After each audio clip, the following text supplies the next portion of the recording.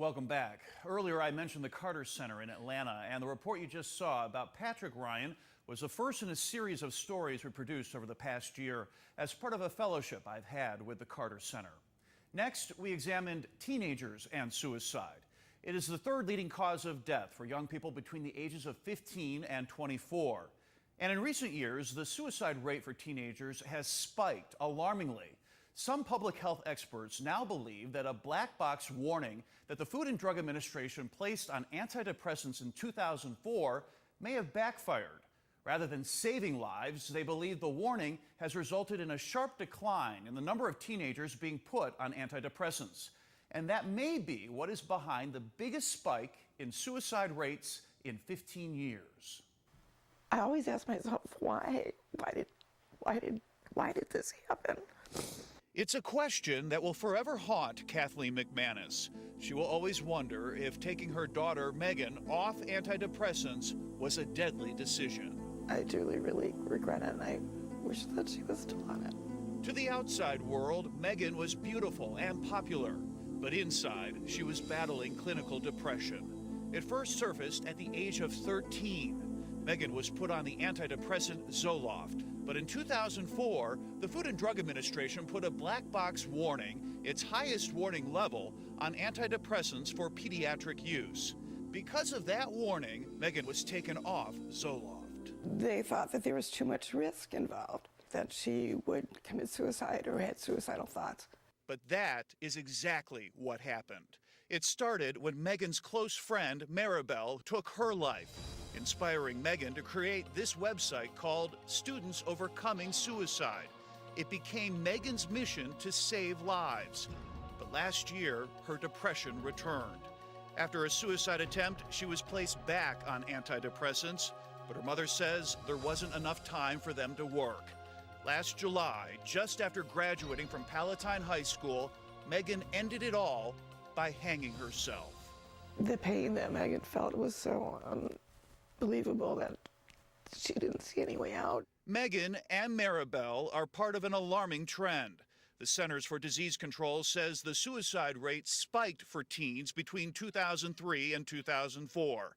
A 9% increase in 15 to 19-year-old boys, a 32% increase in 15 to 19-year-old girls, and in 10 to 14-year-old girls, a 75.9% increase. I think it should be extremely alarming. Dr. Robert Gibbons, a researcher at the University of Illinois, Chicago, says parents and doctors have been scared off by the warning, and prescriptions for antidepressants for teens dropped 22% the year after the warning was issued and have continued to drop ever since. I am concerned that the unintended consequence of the black box warning was to decrease the availability of treatment to seriously depressed children and has consequently increased the rate at which children take their lives. Enter Ken Myers. This is someone who you believe is about to kill herself. He formed Alyssa's Mission 3 years ago after his niece, Alyssa Myers, a sophomore at New Trier High School, took her life. How did she commit suicide? She committed suicide by hanging herself. Myers has brought his message of suicide prevention to 10,000 students so far in the Chicago area.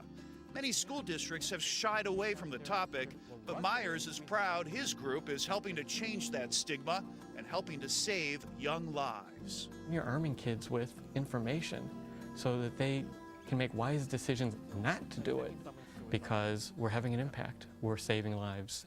It's a warning.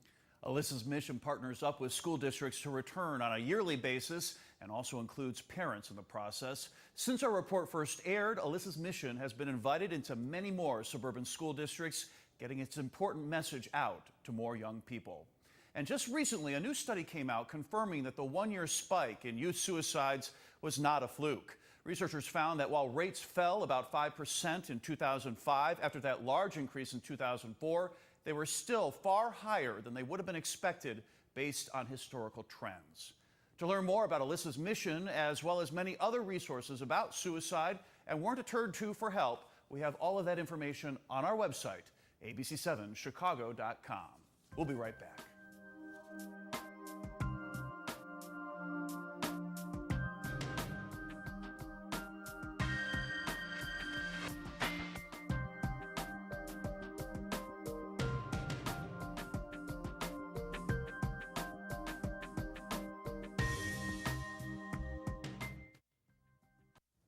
Welcome back. And now we turn to the question of what happens when a suicidal person turns homicidal. Rarely do people who want to harm themselves want to harm others, but in recent years there has been a disturbing trend. We're talking about campus killings. Earlier this year, the horror hit at Northern Illinois University. Before that, there was Virginia Tech, Columbine, and so many others. Mental health experts say much of the response to these tragedies has been reactionary, focusing on efforts like increasing security, adding campus police, and text messaging as a way of alerting people. While all of that is certainly helpful, a growing number of mental health experts believe there is much more we could and should be doing to prevent these tragedies, beginning with how we view and reach out to the potential killers. The key to understanding them may be their suicidal tendencies. Just after 7 a.m., April 16, 2007, Sung-Wee Cho begins his shooting spree at Virginia Tech, killing 32 people before taking his own life. Valentine's Day 2008, Stephen Kazmierczak shoots and kills 5 people in Cole Hall on the NIU campus and injures 17 others before finally taking his life. At Columbine High School in Colorado, an Amish school in Pennsylvania, and several other school shootings, the gunmen all eventually committed suicide. But we focus on the mass killings. Those are mass murders, but really what they are suicides preceded by mass murder. Dr. Carl Bell, a psychiatrist with the University of Illinois, believes we have it backwards.